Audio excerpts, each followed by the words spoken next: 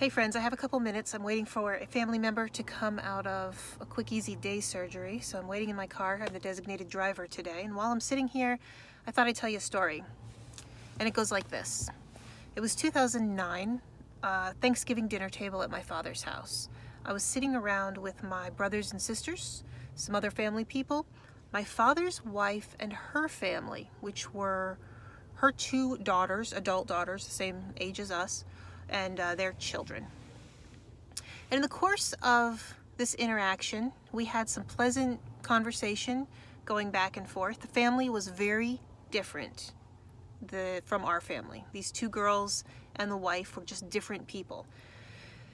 I would characterize it as our family was courteous and civil, and that group of people were feral. So it made for some interesting family holiday dinners, but we managed to get through them. But there was one particular Thanksgiving that really stuck out. And this was at a time when my e-commerce stores had been pretty wildly successful throughout the early 2000s. And right around 2009, one of them I had turned into a brick and mortar store, which I was busy with every single day. That was the job I was doing at that time. That was the business I was building at that time. And that's really all I had to live and breathe, that business, while I was incubating it and kind of, blowing on the coals to get it to turn into its own full-grown thing. And as I was at the dinner table, the youngest girl, who just slightly younger than me, had said to me she was about to start her own business and wanted some advice. And she immediately came out across the table that she was going to go into this, I guess it's, if you can imagine the model of a Tupperware, the old-fashioned Tupperware businesses where you take a catalog and you throw a party and you go to your girlfriend's houses, except she was selling sex toys, a whole variety of different types of private things. And she wanted to know how the best way for her to get into this business would be, and how what advice I could give her. And I was a little bit stunned, first of all, because we're sitting here with my dad, and we're also sitting there across the table with a table full of kids. I just thought it was so strange. And I really didn't have much to offer her, because we're not talking about a niche that I have any experience in doing business with, except I am aware, I'm not new to the internet. I understand how these things have pushed the engine of developing the internet forward. And I know that there are some things in the world that will sell quicker than others, and I've heard about these business models over the years.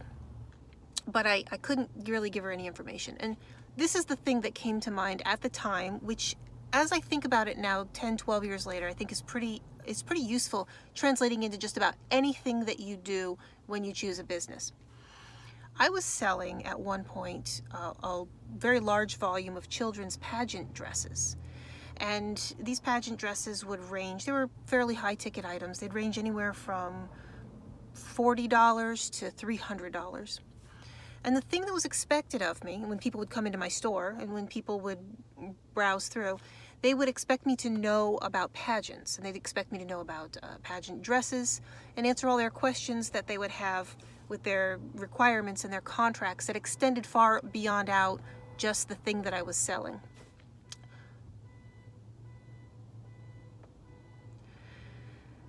I got really bored talking about pageants. I'm actually not a huge fan of pageants, and this is no moral critique to anyone out there who has a very strong feeling, yay or nay, about pageants. I'm just not the biggest fan of putting little girls in beauty contests. But it is what it is, and it's a thing that I've seen plenty of little pageant children come through that are doing what they want to do, and they seem perfectly fine and well adjusted. And I saw some that were little spicy babies whose parents should have thought twice about what they were dressing them in. So it goes in both ways. But nonetheless, this bored me to tears. I hate talking about pageants. I didn't want to do it. And I didn't want to have conversations with women who I was sitting there in my mind judging. It wasn't the most unpleasant business exchange I've ever had, but nonetheless, it was something that I left an impact in my memory about what I would rather be selling, right? I couldn't imagine having to go into an entire line of selling sex toys, because what you have to expect is that you're dealing with your consumers. If you're going to go balls to the wall, that's an aviation term, by the way. That's not what it sounds like. So you can look that up later. You don't need me to tell you about it. But if you're going to do this, you're going to be working on your business not as a get-rich-quick thing. A lot of times people grab these niches that they think are going to just work really fast for them, or they say, I don't care, I'm just going out for the money. And that's fine. Do what it is that you think you're going to do. No judgment. But when you're trying to build a business, you're going to be talking about this business in 3 months. If you work real hard and you really put a lot of effort and energy, you're going to be talking about this business in 6 months and hopefully in a year. And hopefully in 3 years, your business will be exponentially larger than it was when you first started out. And so you have to know that you're going to be talking about the thing that you're doing business with strangers, with everyone, 9 to 5, maybe 10 hours a day, maybe 12, maybe 16 hours a day, with people who are close related family members. Can you have a conversation about the business that you're working on with your father at Thanksgiving dinner? Can you have a conversation with your next door neighbor? Are your next door neighbor not going to want their children to wander off into your yard? What kind of a business is it that you're doing that would help sculpt the identity of the person that you are? Now, it's not for me to decide whether or not that's okay with you, but when you choose what it is that you're going to go into, understand that you don't have to love the thing that you're doing, but you have to know a lot about the thing that you're doing. And you have to expect that people are going to come to you as an expert or an authority on the thing that you are doing and selling. So if you want to have those conversations throughout the course of the day, I, by the way, don't. I don't want strangers coming up to me and talking to me about preferential sex toys. That's the last thing in the world that I ever want to do. It's just my personality. But if that's what you want to do, just understand that that's what's going to happen, and you have to prepare yourself for that. You have to understand that you're going to be talking about the thing that you're doing. And as long as you're prepared for that, then I would say go for it. Go right on out and go into that business.